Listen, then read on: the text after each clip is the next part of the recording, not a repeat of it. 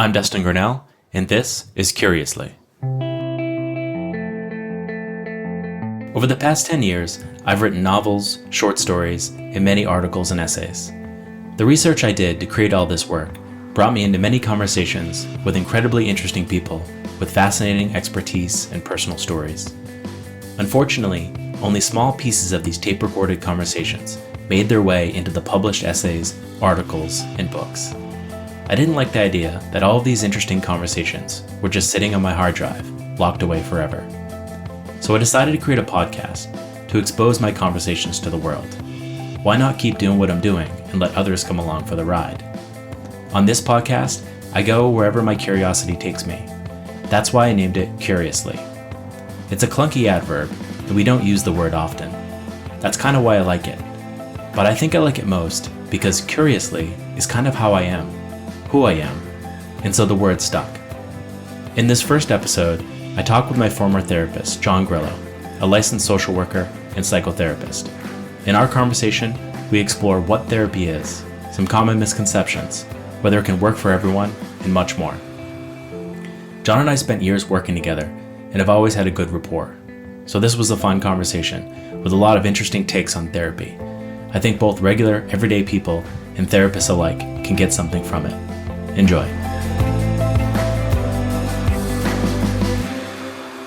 John Grillo, welcome to the podcast.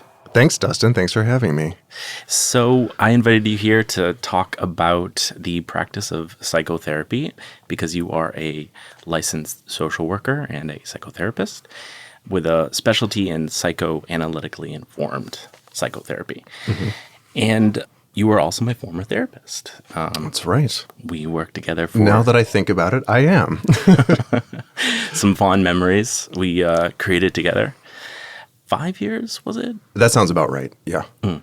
So I was in my mid-30s. I'm just turned 40, and I had come back from a long trip from California, and I had been sort of untethered from the workforce, doing some writing and freelance and such. And I had come back from Boston with some, I guess you could call it psychosomatic symptoms. I had some chronic back pain. I was more or less like a low-key, like hypochondriac, worrying about various aches and pains. And I had some anxiety. And that's how we met. Mm-hmm.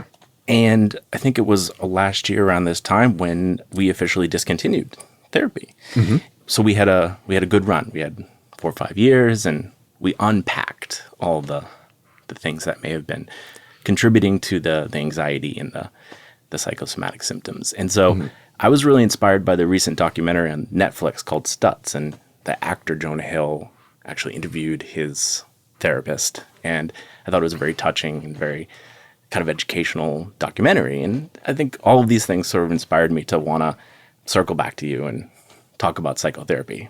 So I really appreciate you being willing to do that. So one of the things I kind of wanted to do is talk a little bit first about what brought you to the profession of social work and psychotherapy, and just give me a little bit of insight into what led you down this path. Okay. That's sort of a convoluted story. I think, when I was thinking about this, I sort of realized that there's sort of an academic kind of educational side to that story about how I got here and into this profession. And then there's also a personal angle because, of course, there always is, right? Sure. But I kind of started in my early 20s. I wanted to be an academic. I was interested in religion, spirituality, religious experience, and also history. So I actually enrolled at Union Theological Seminary in New York City, and I started studying church history. And my focus in that degree program was in monasticism, specifically like in the Eastern Roman Empire, the period of late antiquity. And what was interesting to me about that was that it was very psychological.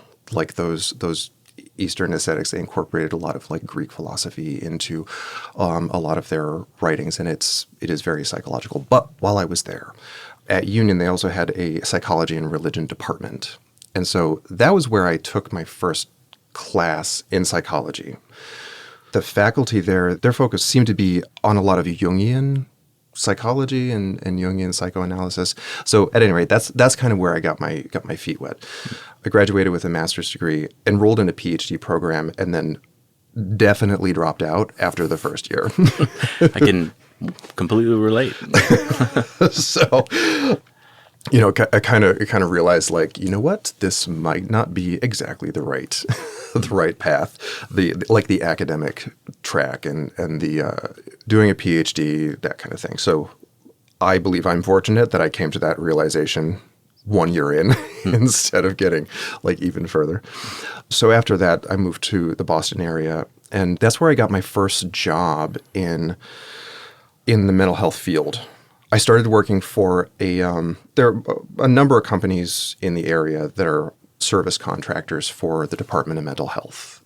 And so I started working for one of those companies, and I worked in group homes for like residential treatment for people with major mental illness. So that was my first sort of very intense exposure to the world of mental health and like actually working with it. It was my first exposure to major mental illness. And so if your listeners don't know what I'm referring to with that, when we're talking about major mental illness, we're talking about like schizophrenia, schizoaffective disorder, like psychotic disorders, bipolar disorder, sort of like the kind of the major type bipolar 1, that kind of thing. After a couple of years in that role, doing that kind of work, I think all along the way, I was more interested in psychotherapy. And I think the work in settings like that is really important. Like people who receive treatment in those residential programs, they need committed staff. And the unfortunate fact is like a lot of the work there is not very well paid. So after a couple of years, I was like, this isn't going to work long term. So I need to go back and get a credential. So I then enrolled at Boston College to get my MSW, to get some more specific academic training in the field of social work and learning some more solid clinical skills and getting into psychotherapy. So after I graduated and was working on getting licensed, I was working in addictions treatment. Maybe not really by choice. It's a useful experience, but it's really tough work. So I did that for a few years. And then I think where I started getting into actually practicing psychotherapy in the way that I had wanted was I began working at a community mental health clinic in Brookline as a staff therapist. That was a good experience. That was the place where I felt like I was really doing what I wanted to do. Unfortunately, the clinic sort of imploded after exactly 1 year of getting hired there. So that is when I got kicked into private practice because it was a sink or swim moment. It's either I go back to working for agencies and like maybe not doing as much psychotherapy as I would like to do, or set up my own shop and just fucking figure it out. And it sounds like in your description of your work history, there was always a draw to work in the clinical side, to work with patients, to be face-to-face, to be a little bit less academic and research-oriented, to actually sit with someone and talk about their problems. And yeah. I remember at the end of my MSW, I became briefly delusional again. And you applied to law school. I thought I might try to do a PhD in psychology. And I actually did a little tinkering around with some applications, but then I realized like, oh, you know what? Given where I am sort of in my life course, I'm facing the prospect of like not graduating probably for another 7 years, because that's how psychology programs work. Very possibly having to really sort of give up on clinical work, on doing psychotherapy, because doctoral level programs are so research heavy. And also facing the prospect of like not having my first real job as a psychologist until I was like 45. Right. Halfway through your natural lifespan. Right. I have to say, this is fascinating for me and in general, because as part of the therapeutic process, patients are generally don't know the biographical details of their therapists, and that's for good reason. I wonder if you could kind of explain that reason. For 5 years, you knew everything about me. Yeah. In some cases, more than I knew about myself, and I knew nothing about you. Yeah. And that was deliberate, and I wonder why that was. Yeah. This is something that is always present in the therapeutic relationship, because the therapeutic relationship is this very strange animal. It's sort of unlike any other relationship that you'd have elsewhere in your life. So it's a relationship in which, like you said, there's this high level of intimacy, right? There's this high level of self-disclosure that you do with your therapist. And that's in order to do therapy. Like, the therapist needs to know a lot about you and lots of details about your life and about your thoughts and feelings and everything like that. But it's also a completely one-sided relationship. And another weird feature is that it's an artificially constructed relationship, right? Right. It's a 50-minute entity, and you go into a room and you both sit down, and then you get up after 50 minutes and you go back to your life. It's this Right. construct. Right. And I think it's important for therapists to be able to acknowledge just how weird it is to work like this. So in terms of the reasons why it kind of has to be this one-sided, I think there's actually like a lot of different reasons. When the patient comes into therapy and comes into the therapeutic session, what they're really there to do is talk about themselves. If the therapist in the session is engaging in a high level of like self-disclosure, of like, really personal stuff, that could be a little bit overwhelming for the patient. There might be details about the therapist's life that the patient doesn't want to know about. I think one example that gets used a lot, like in training, are issues around like if a patient is having struggles in life, for instance, like financial struggles, and the therapist discloses a lot, and it becomes clear to the patient that the therapist is like perhaps a quite well-to-do person. That can inject this sort of negative dynamics around perhaps envy, jealousy. It can create distance. It can create a feeling in the patient, and the patient may not be wrong about this, but the patient may feel like the therapist is not able to actually like understand where I'm coming from. Yeah, I got the sense always that, you were this blank slate, and that whatever I said, it wouldn't matter either way. And that was the environment that you maintained. Every once in a while, I wanted to just ask you what your favorite color was or something. What is it, by the way? It is green. Wow, fascinating. But with all of that said, there's a range of stances that therapists have. Some of them are very strict in kind of disclosing nothing about themselves, absolutely nothing about their personal lives. And sometimes that discipline extends to even their own kind of spontaneous reactions in the sessions. They're reluctant to sort of at times share their own thoughts or feelings with the patient about something that's coming up in the therapeutic session. And then there are therapists that are more relaxed. One thing that I always liked about your style was that you were educational. You were always willing to share insights and theory with me. I have a science background. I'm a very curious person, and I felt like I was always putting you on trial every once in a while, where I would say, like, what are we doing here? Like, how does this actually work? And sell me on this process. I guess maybe I'm just very practical or something. I always wanted to know, what are the mechanics and what's the theory behind it? And you always were willing to share that with me. What are your thoughts on that stance, which is to say sharing theory with patients? Yeah. I think it's important that there be sort of a balance, because the therapy session shouldn't turn into like a lecture or like a seminar on psychoanalytic theory or something like that. But I also think that there is a really, really important place for psychoeducation, like any sort of explanation that a therapist does about technique or theory, any explanation of like why we do the things we do, why things have to work a certain way in therapy. That's all psychoeducation. Other things that are included in that is like anything that you would share with the patient about certain mental health conditions, like this is how mood disorders work, these are the treatments that are available. That's all psychoeducation. I think that stuff is actually really important. I think it gives the patient a sense of, helps them to understand what's going on. Again, like I said, therapy is a really weird thing. So it can help people, I think, feel more settled if they understand why things are happening the way they are.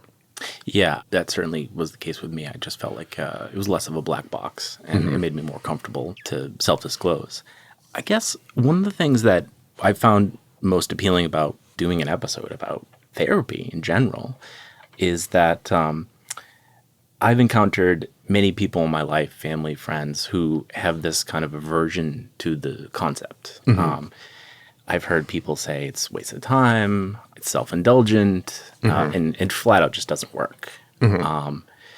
And I was wondering what you're not here to defend therapy, but I'm wondering what your response is to that stance that it's self-indulgent, it doesn't work.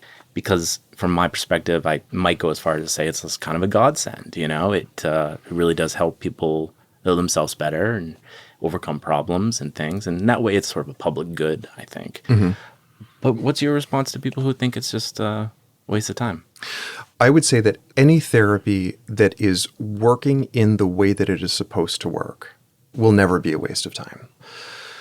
As long as both therapist and patient are kind of engaging in the process on the right footing and, have established a good rapport, a good working relationship, and there's honest effort being made, it will yield results. But what if you can't even get there? Engage with the process. How do you tell someone who's unwilling to engage with the process to kind of convince them that it's worth it, it's worth your time? If I were speaking to a hypothetical person who was like very doubtful about therapy or was kind of anti-therapy or had sort of a hostility toward it, I would probably start wondering about like what they actually think about, like what goes on in therapy. It would raise a question in my mind about whether they have some real misconceptions about what therapy actually is. And what is it? What do you do? You go in a room and you talk about yourself and your past and your thoughts and your feelings, and you pull it all apart and you make a story out of it. And yes, why is that good? Why does that work? Why does that make you feel better? Well, a definition that I have come up with about what is therapy is, when we're talking about individual therapy, I would say it is two people coming together at regular intervals to have conversations in order to try to solve the problems of living. That is what we're trying to do. And so some of the things that you mentioned, for instance, like the construction of stories, not just any old stories, but like truthful stories, that's a critical part of the therapeutic process, I think, in the service of trying to solve some sort of a life problem. And why is it that a coherent story is so therapeutic? I know that when we met, I was having my struggles with self-concept, identity issues, who I was, what I wanted in life. I think I remember I asked you once, I put you on the spot, I said, if you were at a conference and you were talking to one of your coworkers or colleagues, what would you say Dustin's problems are? And you thought for a moment and said, I think Dustin needs to figure out who he is and what he wants. So this is fundamentally an identity issue. And I think in working together, we churned up a lot of details that were then sort of stitched together into a narrative. And that narrative was like, I was born here, I was raised by these people, I interacted with this socioeconomic class, I was from this part of the world, and so on and so forth.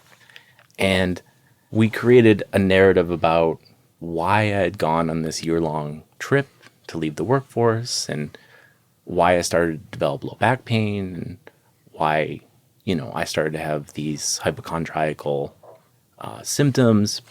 And I remember just slowly feeling a sense of control over the details as we started to churn them up and then throw them into a narrative. I remember thinking, oh, now I know why that happened. Now I know why I felt anxious. And I remember once you said, you used the word got sick. And I had never used those words before because I had always thought of sickness as a physical sickness. Yeah.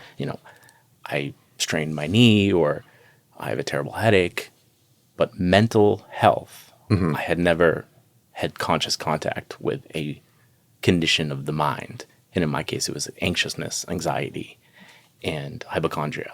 But the question is really like, what is the power of narrative? Why is it that I felt much better when I had control of the details of my life? It might actually be easiest to answer that question by explaining what it's like when that doesn't happen. So to use and reflecting on more extreme situations is a good way to illustrate concepts sometimes. So if you're working with someone who has experienced trauma, it's like serious psychological trauma, especially if it's early life trauma or it's repeated over a long period of time or something like that. One of the things that you'll see as a therapist is you're trying to, even like the basic kind of assessment sessions when you're trying to just collect the basic facts of a person's life, you'll notice that that is a very hard thing to do. So there can be problems with memory, like a person might not actually be able to sort of like remember everything that happened, or they may have real difficulty being able to put life events in order. And the life story under those conditions will have these radical discontinuities in them. So certain life events, again, we're talking about like under conditions of sort of traumatic experience, traumatic stress, those traumas will have this like feeling of kind of like existing outside of the rest of the life story. And that creates some kind of follow-on psychological problems. Like it's a type of compartmentalization. I think most people would say that it arises out of a need to sort of protect the self, protect the ego, to compartmentalize experiences that way. But there's always a trade-off with these sorts of defenses. Like it's a way to manage anxiety to compartmentalize something like that. But the way that you kind of pay for it is your life story becomes less coherent. And then it kind of in the most general way, the sense of self becomes fragmented along with the life story. So your sense of who you are from moment to moment can begin to feel sort of subjectively disorganized if there are a lot of those discontinuities in the life story. And in the therapeutic process, the point is to kind of pull them back into the life story, those split off traumas, to pull them, look at them in the light. And what is the benefit of doing that? Because I think being able to tell a story about what has happened is a way of rendering those incomprehensible experiences comprehensible. It then becomes easier to live with some of those things to whatever extent, like... They're not boogeymans anymore. Exactly. They're out in the open. And I noticed even now, speaking about my experience with anxiety and hypochondria and low back pain, 5 years ago when we met, I wouldn't have been able to speak with so clinically about it and so objectively about it. I was too bound up in the kind of trauma of it. I didn't really I hadn't made sense of it. And I will say that yes, pulling it into your life story, that happened. Whether you like it or not, it happened. And pulling it into your life story and letting it be less of this compartment makes you feel much better. Yeah. Being able to tell the coherent story, like this happened, then this happened, then this happened, like joining up that chain of cause and effect in your life. But then also being able to recognize yourself all along the way. Like that was me, and then that was me. Sometimes if there are those sort of radically compartmentalized experiences, memories, there can also be this peculiar sense of kind of disidentification with it. Like, I know intellectually that was happening to me, but like, it doesn't really feel like it was me. I think in general, that's not really what we're going for. That does not create or contribute to like a stable sense of oneself and one's identity. So much of the process is, I remember you used a phrase once, let sleeping dogs lie, right? It's, there's pain that's happened and what possible good could come out of exploring it. That seems to be, at least in the circles I've run in and where I grew up, that seems to be the kind of the mainstream, the official narrative, like let sleeping dogs lie, That seems to be, to me, like one of the biggest barriers to just getting in therapy. It's like, what possible good could it be to go back to that painful shit and explore it? Like, I don't want to be there. And what good could it be? So what is your response to that basic, very healthy almost objection? I would acknowledge some of the misgivings that are present there. I think this is an important piece of psychoeducation that therapists do need to really not skip over. Simply rehearsing the past, so just sort of like rehashing painful memories, that in and of itself is not therapeutic. So there may be some way in which, like if the patient, for instance, has never disclosed something before and they just kind of go through it, there can be a sense of relief around that because there's an unburdening or a catharsis maybe. But when going back to explore past pain, it's really important that we kind of know why we're doing it. Because remembering something and talking it over in a therapy session always involves some level of re-experiencing. So if we're talking about something painful or traumatic from your past, you are going to remember what happened, and you're going to feel some of those feelings in the session. The hope is that by going through that in a safe place with a safe person, the therapist, it's a little bit easier to do that. But we always want to go back to those things with the idea of like we are trying to understand something. We are trying to make sense of something in a way perhaps that you haven't been able to before, to build it into that life story, gain some insight into what has happened, or be able to tell, if it's something that you feel particularly bad about, you've made sense of a traumatic experience in a particular way, and it perhaps that original story that you told yourself about the event perhaps leaves you with some guilt or whatever. We want to examine that. Like, is that actually the right story to tell about what happened? Yeah, I always felt like we were insight hunting. Mm-hmm. And, every 10 or so sessions, there would be an insight that was really useful, that like cut across all the other sessions, And it would be this kind of, I guess you would call it a breakthrough. But they weren't like Goodwill Hunting, That's right. We worked virtually for a very long time, so I couldn't hug you and cry on your shoulder and see you as a father figure. But when the insights come, they sort of reconfigure the way you look at things in your own mind. Yeah. And when they happened, I would have this new way of looking at myself. And, I wish they came like every 15 minutes. But they just don't, They take a while. I do have to explain. I have to give sort of a disclaimer sometimes, like I cannot promise breakthroughs every session. I simply can't. No, there's no way to deliver them or manufacture them. Nope. They're totally this like spontaneous, organic thing. And you get to them. I think that's the thing about therapy that seems maybe to the outsider or the inexperienced, it's just, it seems so haphazard and like undirected. You're just in there, and we would come into a session and we'd come into it talking about nothing that has to do with anything sometimes. And then all of a sudden we'd be in it. We'd be like, oh, remember that session like 3 or 4 times ago when we were talking about mom or dad or talking about that experience at work? What if that has something to do with what's happening right now? And you're like, oh, okay, that is interesting. And then, we'd sort of dig into it. And then you'd come to this conceptualization of what you're going through right now. And you say, oh, I'm feeling this way because of that.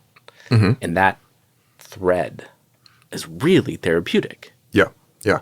And that type of experience is, I think that's one of the things that we're hoping to promote in a more kind of like non-directive, slightly more free-form kind of therapy, like psychodynamic psychoanalytic psychotherapy is. Which is your specialty? That's my specialty. That's how I'm trained. Other therapies like cognitive behavioral therapies and therapies related to that intellectual tradition, that psychology, they can be a lot more structured. Sometimes they're even manualized. So like we know kind of like in advance for these 12 sessions, we know exactly what we're doing. But having the absence of an agenda allows for those sort of like spontaneous insights like that. It allows for things to just like pop into your head and then we can work on it. Right.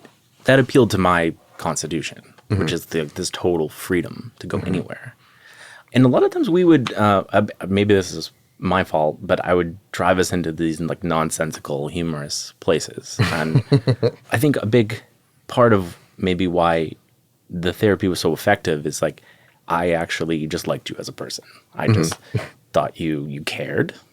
Which is, I could detect that you cared. I thought that was huge. And you're funny. You have this dry kind of sense of humor and sarcastic, and you're fast. And I knew going into a session that I would probably be talking about stuff that's probably painful or stuff that's just hard, that's sort of incomprehensible that I don't have words for. And that's actually really hard to, it's hard to find words for things. Yeah. Because part of the whole process is like, how do we develop a language around this? Yeah. And develop a language system and get the vocabulary. Yeah, that's actually super important, the relationship between language and thought, talking and thinking. Because whatever you can't talk about in your life, you also can't think about. Wow. To a certain extent. Totally. Because that's your inner voice. That's your. Yeah. Do you have an example of that? So, I mean, I guess going back to the trauma example, writers about trauma talk about experiences as being unspeakable. Like we even use that in kind of everyday language when we're trying to really emphasize that something is like so bad. It was like an unspeakable act that happened. Like it's so bad we can't even bring ourselves to talk about it. That's not a very concrete example. That's a little more general, but there's sort of like this literal truth to it. Some things that can happen to people are so bad, they can't bring themselves to talk about it.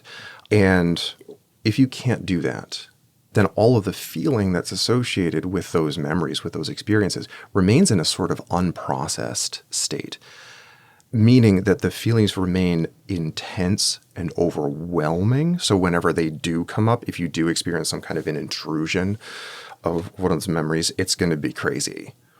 It also kind of links up to that comprehensibility piece. Like because of the unspeakable nature of traumatic memory, traumatic experience, you also can't make sense of it. And therefore can in no way really come to terms with like what has happened. Because coming to terms is the ultimate objective. Yeah. It's to kind of know how to explain it. Like a hypothesis for why it could have happened, how it happened, and then what impact it had on you. Yeah. Yeah. That's all of the sort of the framework of meaning around experiences that we human beings, we need to be able to explain things. We need to. And when we can't, we suffer for it, I think. And to what degree does, I guess I'd use the word courage, kind of play into this? I mean, there's a very good reason in almost all cases we don't want to look at the darkness. Does it take a certain level of courage to kind of get into it? Yeah, it does. It really does. But every now and again, as a therapist, you might encounter a patient who's like really sort of phobic about any kind of exploration. And while in some cases that is understandable, like I was saying before, remembering things involves a certain level of re-experiencing. So if the patient has some painful shit in their past, like, and then you're in session and be like, okay, tell me about your pain. It's like, you have to understand like why they might experience some reluctance to do it. But sometimes with the most phobic patients, there are also some of those misconceptions operating. Like if I open something up, what's going to happen? They'll have some kind of catastrophic fantasy about what might happen to them if they get into something or they unearth and discover something about themselves that they like didn't know before. Sometimes that's linked to some notion of like repressed memory. I'm a little bit on the fence about how much I believe in these like deeply buried memories that a person can be totally, totally unconscious of. But sometimes as sort of a reassurance, when we're doing this sort of exploration in therapy, I use the metaphor of like the cluttered closet. Like what we're doing with this in therapy is we are cleaning out your closet. And the thing to bear in mind is that if we're really being honest with ourselves, we're not going to find anything in that closet that you don't already know about. Because it's all your stuff. You put it in there at some point. You threw it in there. You threw it in there. And what's the benefit of having a clean closet? Well, again, you understand what's in there. You can find your shit. Right. You know where the old soccer jersey is. And you don't have to walk around in everyday life thinking, damn it, where's that jersey? You know? Or being terrified that you'll like, find the jersey unexpectedly one day. Right. You know where everything is. You know where everything is. And then like your past and trauma and biographical details, the metaphor extends that it's good to know where everything is. Yeah. It's good to have a clean closet in your background and your psyche. So you're essentially cleaning in your psyche. Yeah. Yeah, I do sort of see my role as being somewhat janitorial. Really? Yeah. Yeah. But how so? You know, you're kind of pulling things out and presenting it. You're kind of organizing, you're maybe cleaning dirty areas. Like how do you take that metaphor all the way? Yeah. Like it's my approach. And I think anyone else who practices a psychoanalytic psychotherapy is like this. Cognitive therapy is like this. These are problem-focused therapies. Right. I need a problem in order to be able to understand what we're working on, to be able to organize my thinking in working with a patient. So I think the focus on problems is kind of what gives me that janitor sort of feel. You'll have to update your LinkedIn page. Therapist, change catalyst, janitor of the psyche. I find that the usefulness of metaphors here to help understand the concepts that we're talking about is helpful. And I remember another one you said once. I think I had this conception of therapy as being very self-improvement oriented. I have this kind of self-help bent to me for whatever reason. So I latched on this idea that like, I want to be a better person for this. And so I thought about the idea of self-actualization and we're climbing the mountain of self-actualization. And, if we're fully analyzed, I'll reach the top of the mountain. And I remember what you said in response to that was like, I would rather not climb the mountain. I'd rather play in the mud. Something to that effect. Yeah. And I remember it being it kind of hit me. And I thought, oh yeah, no, we're just going to be talking about it. Actually, explain what you mean by that. So yeah, I don't remember the specifics of the conversation, so I won't I won't. I burst into tears after you said it. It was a terrible talk about a mess, but I do remember making some sort of flippant remark like that. But I think I had the sense in that moment. I think we were talking about something that you found like kind of boring, like relationships or something like that. And you were like, relationships are boring. I don't want to talk about that. I want to climb the mountain. Yes, exactly. Yeah. And I said it in sort of a joking way, but like what my thought was is like oftentimes the types of things that you might be the least interested in talking about, or rather the most interested in not talking about, may actually be the most important things for us to talk about. Right. And I knew I had my own version to doing that. I almost felt like it was perhaps a universal experience to like enter into the therapeutic session and be like, I know exactly what we should talk about, and I have every intention of not going anywhere near it. Right. And I would circle around it, and I would use humor, and I would misdirect, and you saw through that bullshit. You knew it was there. And there's a kind of an interesting like emotional processing thing that I think can happen sometimes. Whenever someone is complaining of boredom, that's always causes my bullshit detector to start ticking, because I don't think boredom is actually real. I don't think it's a real feeling. Boredom, you mean boredom, how so? The feeling that people commonly describe as boredom is, I think they're always talking about something else, like in the absence of stimulation or distraction or something like that. Like if I'm bored in a relationship, or bored at work, or bored in the session, or what do you... Yeah, there's always something else going on. Like the issue is not that like the session is like uninteresting, or like I don't want to talk about my relationships because relationships are boring. This is my own like personal pet theory, but I believe that much more kind of serious, more intense feeling is becoming converted into a sense of boredom. So someone who's complaining of boredom is probably in reality complaining about like anxiety or frustration or something painful that they don't really want to think about, they don't really want to talk about. But they also are kind of out of touch with the feelings associated with whatever the thing is that's threatening to intrude into their consciousness. Right. So you hear boredom, and that's what is the expression of the coal mine? The canary in the coal So mine? it's sort of canary in a coal mine, or smoke. Where there's smoke, there's fire. Yep. Canary's dead. What are we doing? Right. We're about to have a cave-in. So I always had this sense in therapy that you knew things that I did not know, which is that you're seeing the subtext of whatever I'm saying. So if I say I'm bored here at work or whatever, be like, I don't know, it's just like, I'm not into it. You hear that in a different way than someone else may hear it because you're trained to hear that. So yeah. It's not so much that I know things that you don't know, because this is one of those misconceptions that maybe kind of freaks people out about therapy. That therapists have this like sort of quasi like clairvoyance. We don't. We're not lie detectors. Like a patient can, lie all the way through therapy, and I may never discover like the lies or whatever. But yes, we are trained about how to listen to certain things.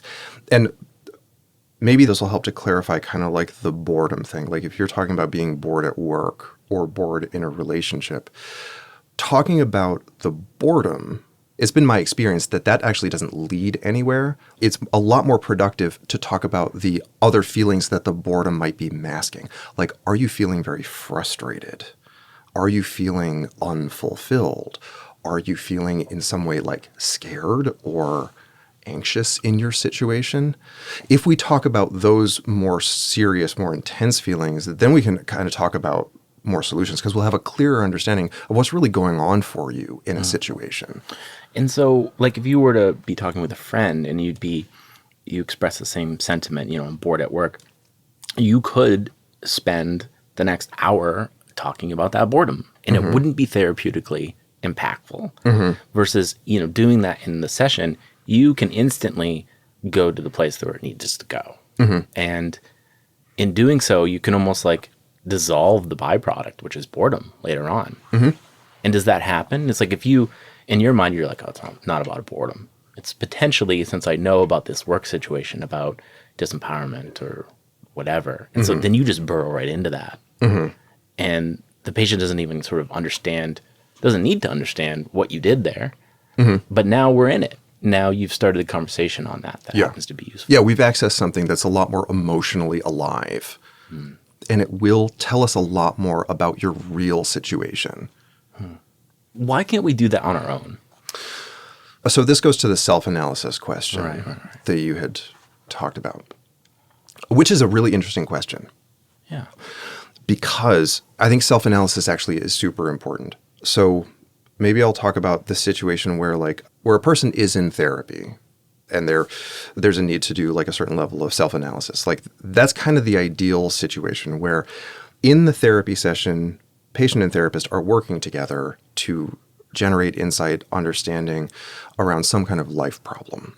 It is important that the therapy kind of generalizes outside of the treatment room, because I've absolutely experienced this with patients where we seem to be doing like this phenomenal work and having all breakthroughs and all that happy stuff in therapy, but then like absolutely nothing is changing in that patient's life, even perhaps after like years of work.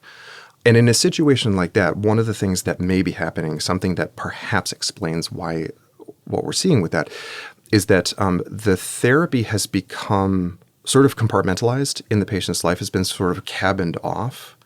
So the patient has the ability to do this like deep reflection on their experience and use their strengths, and they're able to develop these phenomenal insights. But because of the fact that therapy is compartmentalized, it's not actually doing anything for them outside of the therapy. They've come to all these very important realizations, but they're not being applied. Right. So I think self-analysis in this situation where a patient is in therapy, the psychological work needs to continue outside of session. Some therapies deal with this by literally assigning homework, like worksheets and stuff. I personally hate homework, so I don't want to inflict that on my patients, but I will sometimes give them assignments about like, please think about this, or like, jot down some notes. Any further thoughts you have? And I would do that. I would, I have a Evernote as a software program I have on my phone, and I have a therapy folder and notes, and you would say, think about if any feelings come up after this session, think about it. And I would write some things down throughout the week. I would have an insight while I'm walking or working or whatever, and I would bring that back in. And it was more grist for the mill. Yeah. Yeah. So that, I guess, is the process carrying over outside of the session. Yeah. Yeah. And I believe that that's a very necessary part of the work of psychotherapy. So the other type of situation where someone doesn't want to go into therapy at all, doesn't want to work with a therapist, and only wants to work alone, whether it's through journaling or the assistance of like self-help materials of some kind. So with that, that's fine. I won't say that that's bad, but there are limitations that are associated with that. I tend to think that without working with another person ever, you're only going to be able to get so far, because at some point you are going to run into your own defenses. And some of those defenses, in the sort of classical psychoanalytic view, some of those defenses operate unconsciously. You have a certain interest, a certain motivation, whether that's sort of like a narcissistic kind of ego protective interest in not knowing something about yourself. And if that's the case, then like it doesn't matter how much journaling you do, like you'll never really be able to get around it. So in cases like that, you need the help of another person and a relational situation, because essentially a therapist having that sort of outside perspective, someone who's outside of your own mind, therapist might be able to see something about you that you are not, and will present it to you or make a confrontation of some kind. Right. And, I think I've seen this before, where someone is engaging in the consumption of lots of self-help material, in the form of books and videos and things like that, but nothing's changing in their life. It's like there aren't these concrete changes happening. Yeah. And it strikes me that that's kind of the situation we're talking about, is that there are these unconscious forces that are preventing real analysis. And it's almost like the self-help material is this emotional fuel, just makes you feel good, and it sort of paves over what really would lead to meaningful change. Yeah. Yeah, absolutely. It's a little bit, I guess it's a little bit of a like pseudo-therapy. I don't know. It's almost like self-soothing. It is self-soothing. And again, there's, in the world of self-help literature, some of it's okay, some of it's pretty good, some of it's kind of bad. But in general, what concerns me about self-help, and what makes me think that it's actually not a replacement or a real alternative to like actual psychotherapy for mental health concerns, is that it almost doesn't matter kind of what sort of self-help you're looking at. It's always going to be too simplistic to deal with like real human problems. Like, life is hard. Life is complicated. It's ambiguous. In reality, there aren't easy answers for anything. And that's why I almost felt, having worked with you, I really can't read self-help anymore. I don't know why. I don't have any problem with it. I ruined it for you. You kind of blew that up.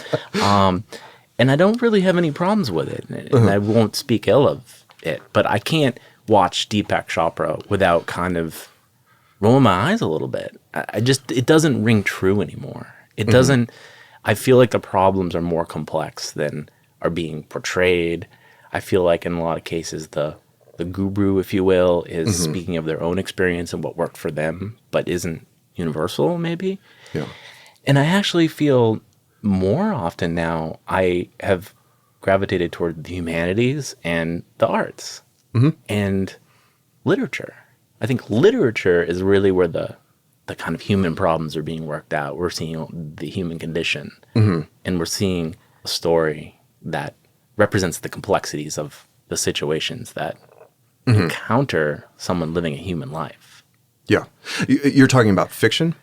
It's probably fiction, yeah. I feel like maybe even in cinema, where, just a good movie is, to me, a little bit more helpful. Yeah. Nobody likes flat, simple characters. Everybody likes complicated, Right. kind of convoluted stuff. Even Because Walter White in Breaking Bad, very complex. is he good? Is he bad? We don't know. He's pretty bad. Yeah. And he was always doing it for himself, by the way. It wasn't for his family. But yeah, continue. Sorry. No.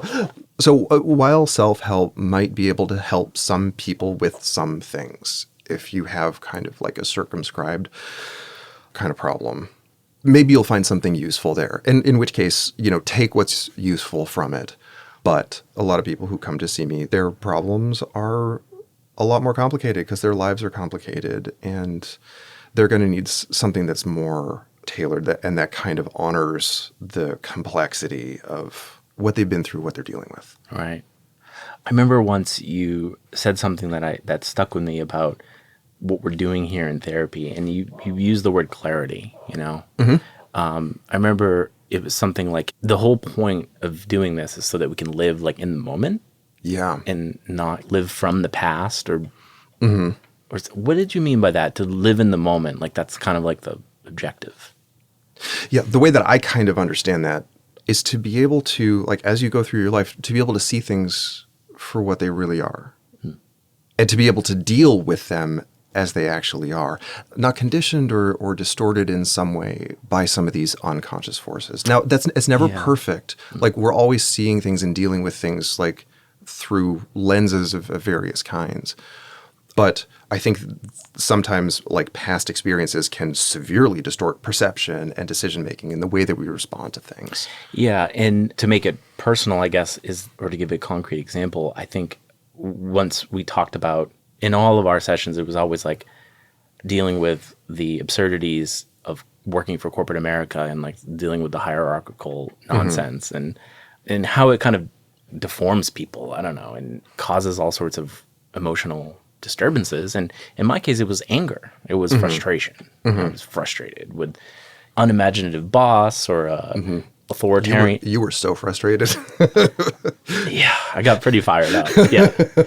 But I always remembered we would kind of maybe go back to childhood experiences and, what was my household like in one parent versus the other parent. And there were some styles of parenting that were perhaps a little authoritarian in themselves. They were very controlled. Perhaps, maybe we just don't know. Right. And so was I triggered in these sessions? And that goes to this idea of clarity, which is like seeing it for what it is. I felt a little bit more in control of myself when I understood the source of the anger. Yeah.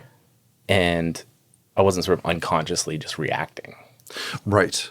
And, in your case, something else that I do want to be clear about is like what you're describing is an interpretation, right? That kind of linkage between the past and present experience is an interpretation.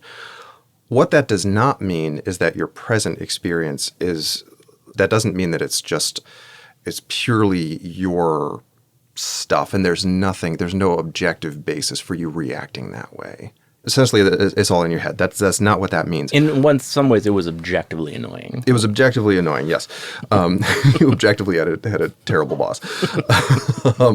But what past experience did for you is it created sort of a hypersensitivity to this particular theme.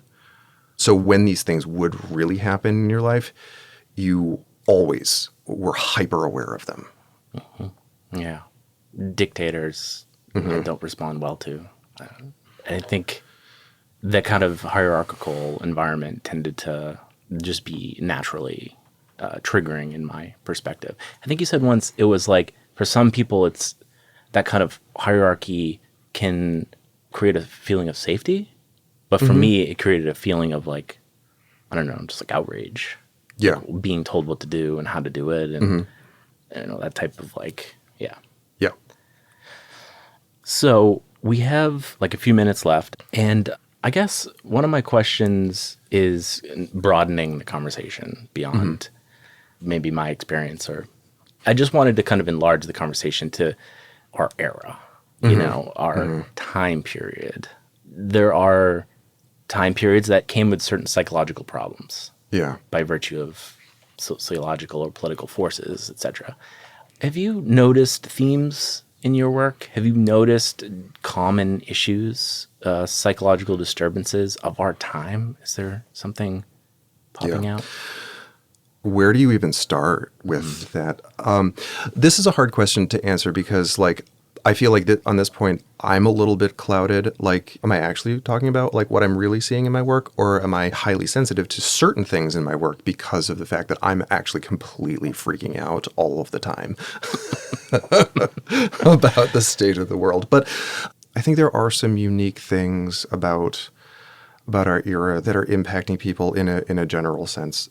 There is the sort of the perma crisis or the poly crisis or however you want to describe it. Like, we're now in a period where we can talk about the end of the world due to climate change, in case you're not clear about that. We can talk about the end of the world in totally non-hyperbolic terms.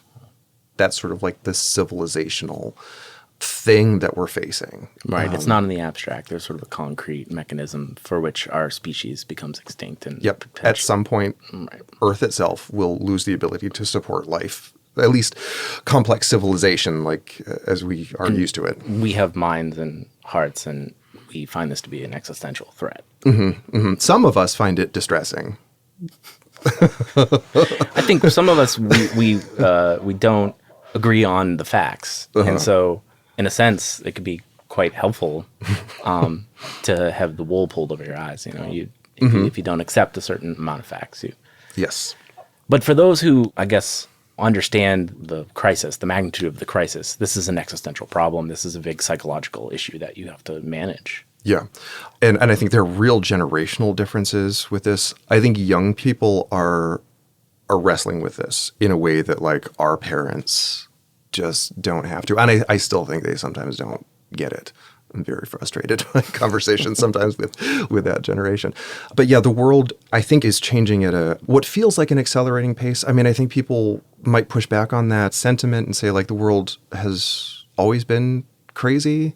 Like, it's just sort of crazy in new 21st century ways. But, like, I don't know. I feel like things are different. And this presents a problem because we need to have a sense of meaning in our lives, and that dread that we have to deal with if we accept that body of facts is, what does it do to us? I mean, we're anxious. Yeah. It's an age of anxiety in a way. Yeah, it really is. I mean, it has a lot to do with conception of the future. We need to be able to imagine the future in some way. And if we're talking about these, like, global cataclysms that keep happening, I mean, like, remember, we just had a plague that killed probably 1 million Americans. Like, no one's really talking about it. So, like, that's an example of, like, the ground shifting under our feet. And, you know, like, what do you do if you're a person who's made very anxious by these things and trying to live in a world where there's a lot of denial of these kinds of things? What do you do? I mean, for me, it's invent your own meaning. You know, it's trying to kind of accept this troubling reality, but go forward nonetheless. What are you going to do? You got 80 or so years, and you do the best you can. Do what you can. Yeah, amidst the very large problems that are beyond yourself. That's one thing I always liked about your process, which is that it wasn't just about your own personal experiences. It was, what are the sociological and economic and political forces acting?